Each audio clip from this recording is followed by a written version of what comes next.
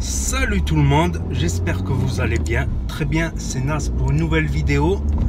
Et là, je vais changer tout le kit de distribution de la voiture, de la nouvelle voiture Audi A3 8V. Donc c'est une grosse réparation, mais après je suis tranquille pour un bon moment, on va dire. On va dire quand je l'ai acheté cette voiture, j'ai trop pensé que le kit distribution, bon ça va. Tu vois, tu peux rouler encore un peu avec si tu fais de la ville par exemple. Mais là, c'est la pompe à eau qui est en train de crier misère sur l'ordinateur de bord. Donc changer la pompe à eau, ben, autant tout changer. Courroie de distribution, courroie accessoire d'alternateur, les galets tendeurs, tout ça. Et aussi le liquide de refroidissement du coup. Tout le système de liquide de refroidissement. Bon, il y a des choses que j'aurais pu faire franchement. Bon, après j'ai une formation mécanique bateau, j'ai tapé un peu dans la mécanique aussi. Mais c'est différent, on va dire, la mécanique bateau. C'est différent parce que en fait, on n'a pas de courroie en bateau, on n'a que des chaînes. Comme des chaînes de vélo, plutôt des chaînes de moto, des grosses chaînes de moto plutôt.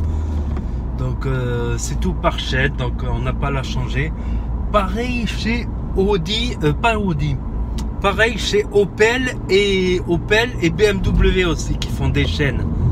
Il y a aussi quelques versions d'Audi aussi qui les ont faites avec des chaînes, mais ça n'a pas trop marché. Parce que si tu fais avec un système de transmission par chaîne, il faut que ça soit super bien réglé. Il ne faut pas qu'il y ait un petit défaut, tout ça, parce que si la chaîne se détend ou quoi ou qu'est-ce. Allez, je fais une petite accélération.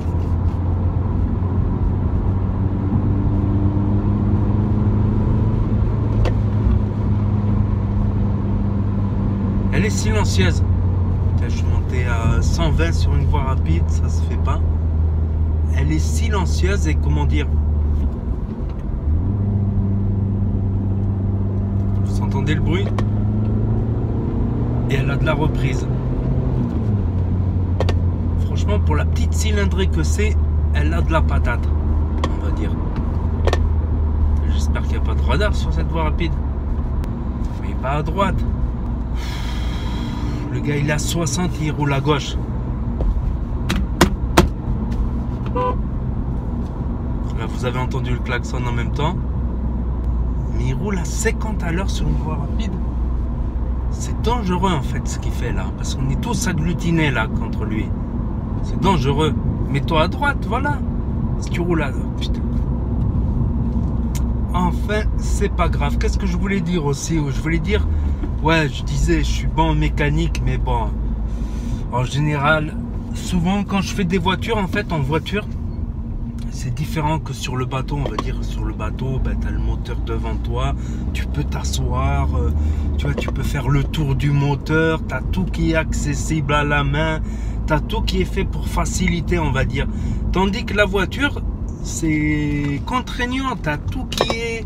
Voilà, tu as tout qui doit être fait dans une chambre, j'allais dire, dans une pièce, sous le capot. Tu as tout qui est concentré, tu n'as rien qui est accessible, c'est super galère. Il faut un plateau pour lever la voiture, pour faciliter. Si tu n'as pas de plateau, c'est chiant, c'est dangereux avec le kick. Il faut beaucoup plus de sécurité qu'un kick, bien évidemment.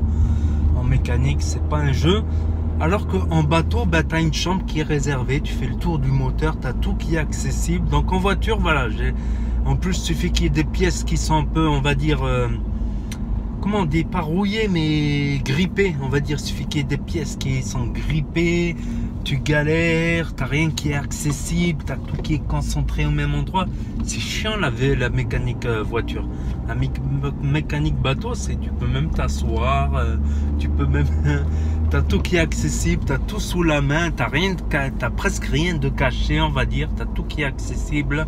Tu vois toutes les pièces en fait. Tu fais le tour d'un moteur de bateau, tu as toutes les pièces qui sont devant tes yeux et qui sont accessibles au toucher. Alors qu'en voiture, là, pour faire cette courroie, j'ai regardé un petit peu. Il faut débrancher plein de trucs, il faut la lever sur kick. C'est ultra chiant. Voilà, il suffit que je fasse aussi une erreur de calage. Laisse tomber, je fous le moteur en l'air. Au moins là, je le fais chez un garagiste. Après, j'ai un bon pote à moi qui est mécanicien voiture, mais il peut pas me sortir la facture. Et c'est important la facture, tu vois. Si je veux revendre cette voiture, c'est un plus que j'ai changé la courroie. Ça va être un plus dorénavant. Voilà, je disais en mécanique voiture, chaque fois que je répare un truc, j'en ai réparé plein des trucs sur des voitures. J'ai fait même des... J'ai fait plein de... Je peux faire une liste de toutes les réparations que j'ai effectuées en voiture. Mais chaque fois que je casse un truc, tellement les pièces sont trop les unes à côté des autres. T'as tout qui... T'as rien qui n'est accessible. T'as les pièces qui sont inaccessibles. Faut monter la voiture sur kick, faut la retourner. Tout ça. Ça n'a rien à voir en fait la mécanique voiture et mécanique bateau.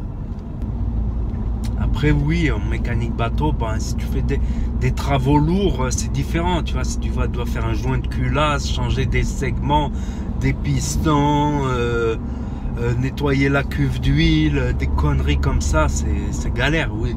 Mais l'entretien général, circuit de refroidissement, bougie, tout ça, la transmission par chaîne. Comment ça s'appelle là, les soufflets? T'as pas de cardan parce que tu as un arbre avec une hélice. Donc l'arbre il est direct, on va dire.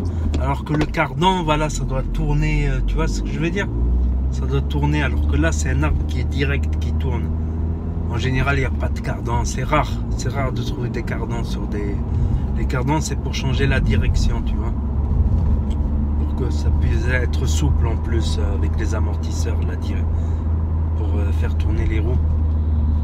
Alors qu'en bateau, c'est une hélice, on va dire. Voilà, je vais pas me prendre la tête là-dessus, je la ramène au garagiste, il y a la garantie s'il y a un problème. Je vais pas dire, je suis pas un expert en mécanique. Entretien, on va dire, entretien bateau.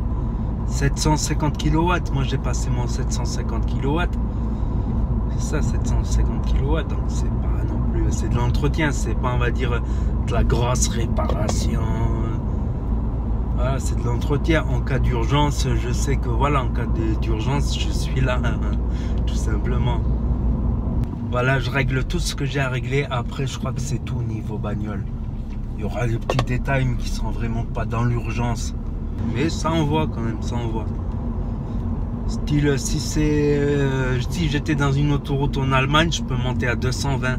Je crois que c'est ça, 200 ou 220, 220. 220, on va dire en galérant un peu à arriver au 220. C'est pas 220 comme si tu avais une 300 chevaux, une 500 chevaux, que tu arrives au 200, 250 en claquant des doigts et après tu galères un peu à monter à 300. J'avais même une vieille Opel Corsa, je prenais l'autoroute à l'époque, il n'y avait pas trop de radar, tout ça, comme je disais, jusqu'à Marseille, 200 km/h. J'arrivais à Marseille 200 km en 1 heure. Des fois j'allais là-bas juste pour manger avec des amis. Juste pour manger, pour ramener des affaires que des amis ils ont oublié ou quoi. 1 heure, je suis chez moi. C'était la belle vie. Avant il n'y avait pas tous ces radars, les radars mobiles, il n'y en avait pas autant, on savait où ils étaient. Tu vois le délire? Ça y est, je suis là au garage GTA. Hop là, il y a trop de soleil là. Donc c'est le garage GTA au Canet. C'est limite Canet-Mougins, voilà, vers la bretelle d'autoroute. Voilà, petit garage sympa. Comme j'ai dit, j'ai regardé sur Vroomly et c'est eux qui m'ont conseillé ce garage, pas très cher. Voilà, GTA comme le jeu, GTA 5 RP. Donc là, la voiture, là, elle est en réparation à côté. On la reconnaît là. Je sais pas si on va bien la voir avec le contre-jour.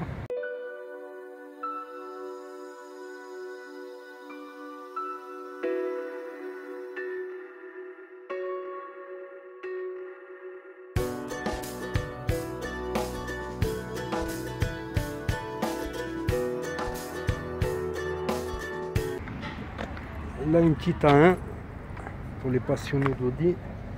Beaucoup confondent la 1 et la 3. Beaucoup confondent l'Audi A1 et A3. C'est vrai que les phares. Oh, une ancienne Porsche là-bas. Regardez l'ancienne courroie. Ouais, elle commence à se craqueler là. Elle était vraiment... Après, sur les Golf, tout ça, on peut pas le voir. Voilà, vous voyez, juste là. Ouais. Avec le temps, il paraît la chimie du caoutchouc, elle bouge. Ouais, elle bouge. Voilà, ça c'est l'ancienne courroie RIP et la pompe à eau. Voilà un petit souvenir.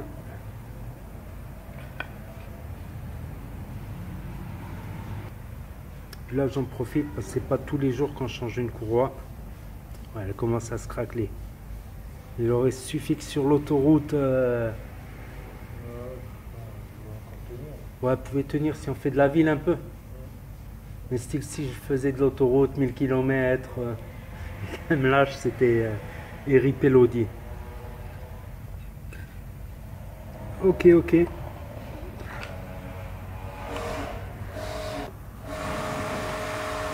La pompe à eau elle était morte. Bon, arrivé devant chez moi, je me suis amusé à regarder la nouvelle courroie J'ai ouvert.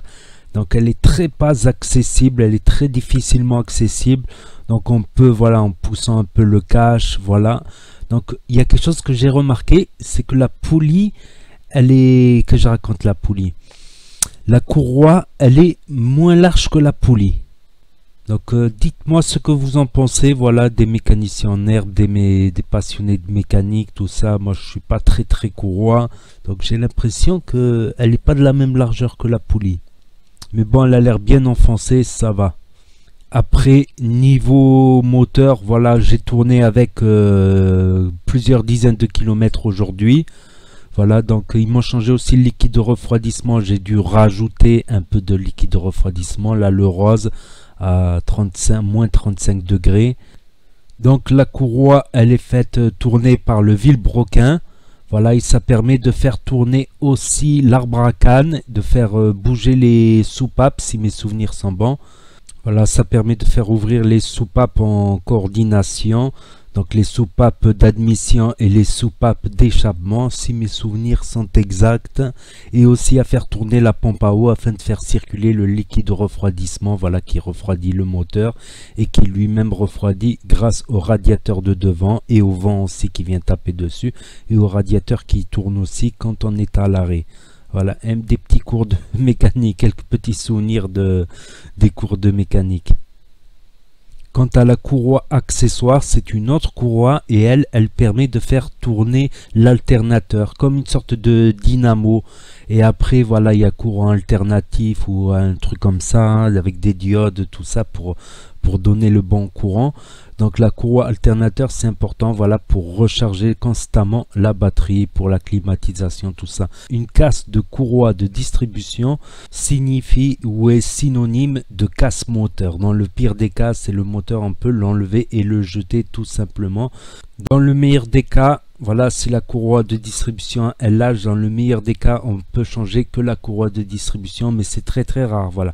Si le gars il casse une courroie de distribution et qu'il a que la courroie à changer, voilà, je pense qu'il peut aller jouer au loto, au tiercé, au paris sportif et parier sur tous les clubs de foot et tout ça en même temps, parce qu'il a une sacrée chance. Donc ça y est, j'ai changé la courroie de distribution, j'ai testé un petit peu la voiture, j'ai l'impression qu'elle a plus de patates qu'avant. Je sais pas si c'est parce que la courroie était détendue ou quoi ou qu'est-ce. J'ai l'impression qu'elle a plus de reprises, plus de patates. Après, c'est pas une voiture puissante, bien évidemment, mais je trouve qu'elle a de la patate. Comparé à une 2 chevaux, à une 5 chevaux, même comparé à une 75 chevaux, je vois la différence. Enfin, dans les accélérations, hop, je suis repoussé un peu dans le siège quand même. C'est très étonnant. Un beau turbo aussi. C'est le turbo qui... Quand il y a le turbo qui s'enclenche, tu le sens.